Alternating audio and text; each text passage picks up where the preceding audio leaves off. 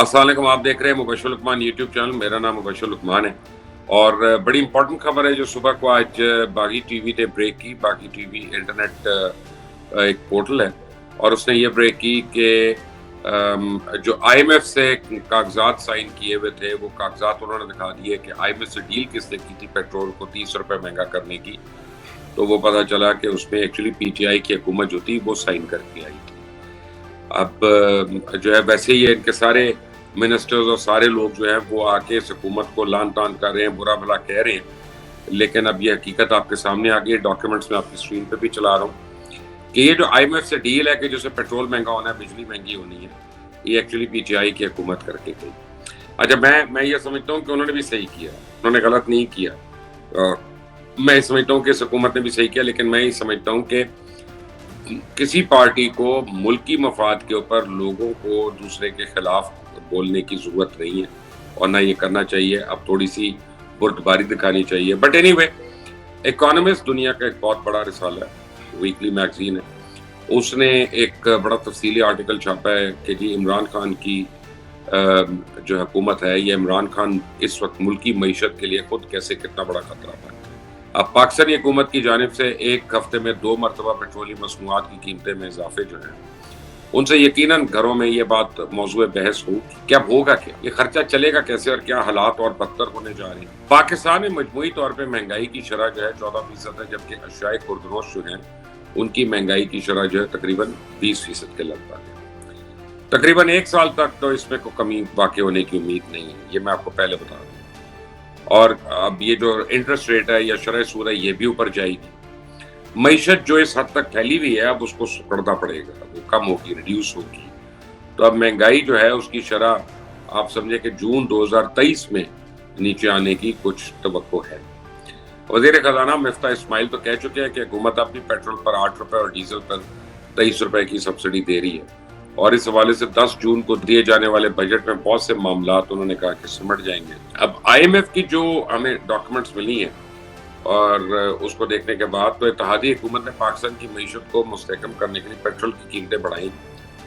تو سابق حکمران جماعت تحریک انصاف نے ملک بھر میں احتجاج کی کال دی اور کہا کہ عوام کے اوپر پیٹرول بم گرا دیا گیا. لیکن حقیقت یہ ہے کہ تیل بڑھانے کا جو معاہدہ ہے وہ تحریک انصاف کی حکومت نے آئی ایم ایف کے ساتھ کیا اور یہ طے تھا کہ تیل پر پیٹرولیم ڈیولپمنٹ لیوی جو ہے وہ پی ڈی ایل یعنی 30 روپے تک بڑھائی جائے گی. اور آئی ایم ایف کے ساتھ تحریک انصاف کے معاہدے کی کاپی تو میرے پاس موجود ہے جو میں نے آپ کو پہلے بھی دکھائی، اسکرین پہ دوبارہ دکھاتا ہوں.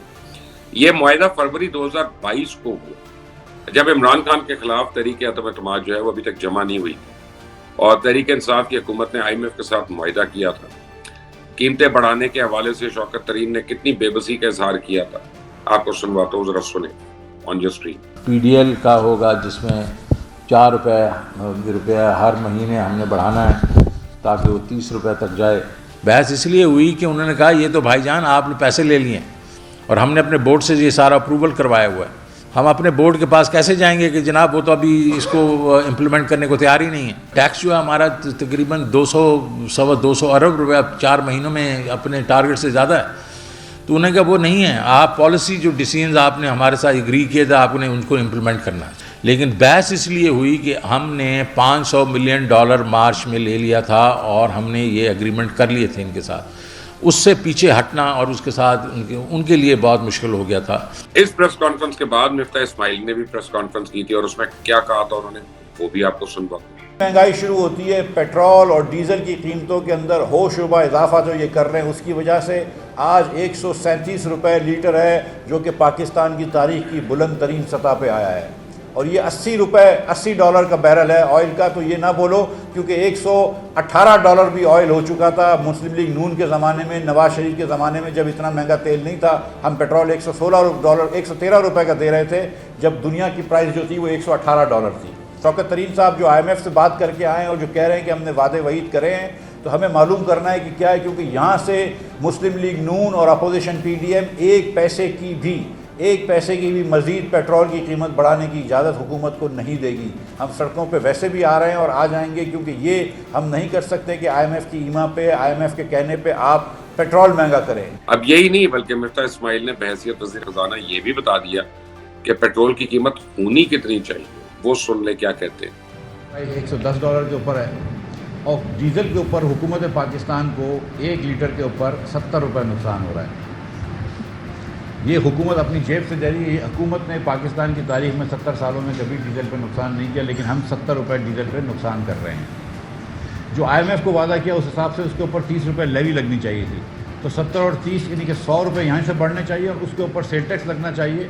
تو 250 کے اوپر سیل ٹیکس لگا رہے ہیں, تو ڈیزل کی قیمت خان صاحب کے وعدے کے مطابق کم از کم 300 ہونی چاہیے, 295 ہونی چاہیے. اس مہینے کے اندر جو حجم ہے نقصان کا حکومت پاکستان کی جیب سے جو پیسے جائیں گے تو 102 ارب روپیہ ہے. اب IMF کی جو دستاویزات ہیں ان میں یہ واضح طور پہ لکھا ہوا ہے کہ پیٹرولیم ڈیولپمنٹ لیوی جو ہے وہ 8 روپے فی لیٹر فوری اضافہ کریں گے, اور ہر مہینے پیٹرولیم ڈیولپمنٹ لیوی کو فی لیٹر بڑھانے کا ہم عہد کرتے ہیں جب تک زیادہ سے زیادہ پیٹرولیم ڈیولپمنٹ لیوی یعنی PDL 30 روپے فی لیٹر نہ بڑھا دی. عمران خان کے خلاف جب تحریک عدم اعتماد جمع ہوئی تو انہوں نے پیٹرول کی قیمتیں مستحکم کر دی اور کہا کہ 5 مہینے یہی قیمت رہے گی. عدم اعتماد کامیاب ہوئی تو آنے والے اتحادی حکومت 1 مہینے سوچ بچار کرتی رہی یہ قیمتیں بڑھائیں کہ نہ بڑھائیں, لیکن IMF کے ساتھ تحریک انصاف کے حکومت کے کیے گئے معاہدے کے تحت موجودہ حکومت کو پیٹرول کی قیمتیں 60 روپے بڑھانا پڑی, جس بار تحریک انصاف نے احتجاج کا اعلان کیا اور معاہدہ کرنے والے سابق حکمران جماعت کے رہنماؤں نے بیان دیا کہ یہ سب موجودہ حکومت کر رہی ہے.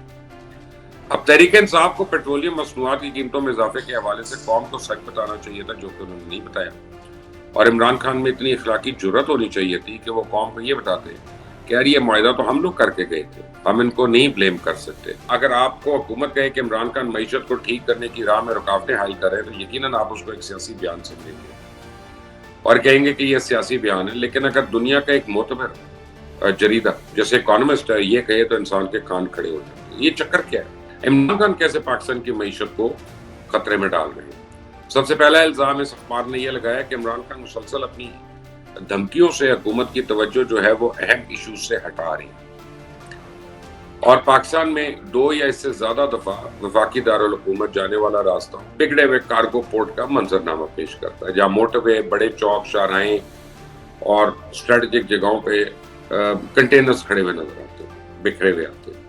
پولیس کی ساری نفری جو ہے سڑکوں پہ پہرا دے رہی ہوتی ہے, رہائشی جو ہے کرب کا شکار ہیں, ٹریفک جیم ہے, اسکول بند ہے, امتحانات کینسل ہیں, اور تو اور لوگوں کو نوکریوں پہ پہنچنا بھی ایک عذاب ہو جاتا ہے. اس کے بعد وہ کہتے ہیں کہ جی اسلام آباد ایک ایسا منظرنامہ پیش کرتا ہے جیسے 10 لاکھ کے شہر کو دشمن کی فوج نے محاصرے میں لیا ہے. مظاہرین کے قافلے, کاریں اور منی بسز میں لاہور اور پشاور جیسے شہروں سے سفر کرتے ہوئے جو سڑک کے ذریعے چند گھنٹوں کے فاصلے پر ہے, اسٹریٹ پار کی یہ رسمی نمائش جس میں سیاسی جماعتیں اپنے حامیوں کو اکٹھا کرتی ہیں اور انہیں دارالحکومت کی طرف لے جاتی ہیں, حکومت کو جھنجھوڑنے کے لیے کوشش کرنے والوں کا یہ ایک پسندیدہ حربہ بن چکا. اب پاکستان میں اس حربے کا عمران خان سے زیادہ کوئی بھی شوقین نہیں. عمران خان حکومت سے نکالنے کا الزام تو امریکہ پہ لگا رہے ہیں, جبکہ امریکہ کئی باری کہہ چکا ہے کہ یہ سب بکواس ہے. تو اکانومسٹ نے عمران خان کے 25 مئی کے لانگ مارچ کو غیر متاثر کن قرار دیا, اور عمران خان کی لانگ مارچ آئی اور آ کر چلی گئی, اور عمران خان کہتے ہیں کہ کون خون ریزی سے بچنے کے لیے اس مارچ کو ختم کیا. یعنی کہتے ہیں حکومت کہتی ہے کہ لوگ نکلے ہی نہیں اس لیے مارچ ختم کیا گیا. تحریک انصاف کے اندر کے جو لوگ ہیں وہ کہتے ہیں اسٹیبلشمنٹ نے جلدی الیکشن کی یقین دہانی کرا دی تو الیکشن کینسل کر دیا. موجودہ حکومت کو اپنے اعتماد کی بحالی کے لیے سخت فیصلوں کی ضرورت ہے. اب سوال یہ پیدا ہوتا ہے کہ شہباز شریف جلد الیکشن کی طرف کیوں جائیں گے؟ عمران خان کو اب نئے سرے سے پولیٹیکلی مارنے کے لیے ایک وقت درکار ہے, اور ان خود عمران خان کو اب لڑنے کے لیے اس موسم سے پہلے لڑنا پڑے گا, پھر کسی اور سے لڑیں گے. موجودہ حکومت جو 2 مہینے سے بھی کم پرانی ہے, اس نے مغرب کے ساتھ تعلقات کی بحالی اس کے لیے عارضی اقدامات تو کیے ہیں, لیکن اس نے ابھی تک وراثت میں ملنے والی معاشی بحران سے نمٹنے کے لیے کوئی حکمت عملی واضح نہیں کی. اس کی ایک وجہ یہ ہے کہ خان صاحب کے احتجاج نے سب کا دھیان بٹا کر رکھا ہوا ہے, اور ملک کی مالی حالت ابتر ہے. وبائی بیماری یعنی کووڈ کی بات کریں, اور یوکرین کی جنگ کے نتیجے میں معیشت کو نقصان پہنچا جو پہلے سے کئی دہائیوں کی بد انتظامی سے دوچار ہے. حکومت کی توجہ کہتے ہیں قرض سے چلنے والے بنیادی ڈھانچے کے منصوبوں پہ مرکوز ہے جسے کوئی منافع نہیں, کوئی پروفٹ نہیں. مہنگائی آسمان سے باتیں کر رہی ہے, خوراک اور ٹرانسپورٹ کی قیمتیں ناقابل برداشت ہوتی جا رہی ہیں, روپیہ قدر کھو رہا ہے, غیر ملکی کرنسی کے ذخائر ختم ہو رہے ہیں, درآمدات بڑھ گئی ہیں, برآمدات کم ہو رہی ہیں, اور پاکستان کے پاس 5-6 ہفتوں کے درآمدات کے لیے بھی پیسے نہیں ہیں. تو عمران خان نے جانے سے پہلے IMF کے پروگرام پہ عمل کرنے کی بجائے ایندھن کی قیمت کم کر دی.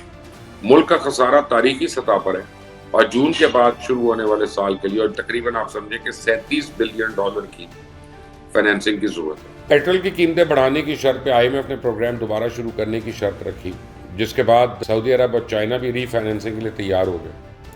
2 ممالک اس یقین دہانی کے بغیر مزید مدد کو تیار نہیں ہے کہ IMF بیل آؤٹ کی رقم جاری کرے. اب مزید مشکل فیصلے متوقع ہیں, جس میں بجلی کی قیمتیں سمیت دیگر فیصلے شامل ہیں. لیکن پارلیمنٹ کو تحلیل کرنے اور قبل از وقت انتخابات کرانے سے میکرو اکنامک استحکام کو بہتر بنانے کی مقصد سے توجہ ہٹ گئی. یعنی شریف حقیقی مینڈیٹ جیت سکتے ہیں. IMF کی جانب سے ایسی حکومت کو سنجیدگی سے لینے کا امکان نہیں, جو شاید چند ہفتوں زیادہ اقتدار میں نہ ہو, خاص طور پہ اس خطرے کے پیش نظر کہ عمران خان دوبارہ اقتدار میں آ سکتے ہیں. تو قبل از وقت انتخابات کے لیے شاید اسٹیبلشمنٹ سے منظوری چاہیے ہو. اس لیے کوئی فرق نہیں پڑتا کہ PTI کے اندر کے ذرائع جو بھی دعویٰ کرتے ہیں وہ حاصل کرنا مشکل ہوگا, جس کی وجہ سے خان صاحب کے اسٹیبلشمنٹ کے خلاف جو بیانات ہیں اور سوشل میڈیا کیمپین ہیں. لیکن عمران خان امید سے ہیں کہ آنے والے سخت معاشی فیصلے موجودہ حکومت کو کٹ پتلی ثابت کرنے کے لیے بہت سے بہانے ان کو فراہم کریں گے. اکانومسٹ اخبار کا تو یہ بھی کہنا ہے کہ نومبر میں ہونے والے نئے آرمی چیف بن جائیں گے, ان سے سیاسی توازن میں مزید غیر یقینی صورتحال پیدا ہو جائے گی. تو اپنی معیشت کو ٹھیک کرنے کے لیے پاکستان کو استحکام کی سخت ضرورت ہے. اب یہ جو فورن جرنلسٹ ہیں اور فورن پبلیکیشنز ہیں وہ عمران خان کی پالیٹکس اور عمران خان کی اکنامک جو اسٹرینتھ ہے اس کے متعلق یہ توازمائی کر لیں. آپ خود فیصلہ کر لیں. اس چینل کو سبسکرائب کریں, بیل آئیکن کو پریس کریں. انٹل دی نیکسٹ ٹائم, اللہ حافظ.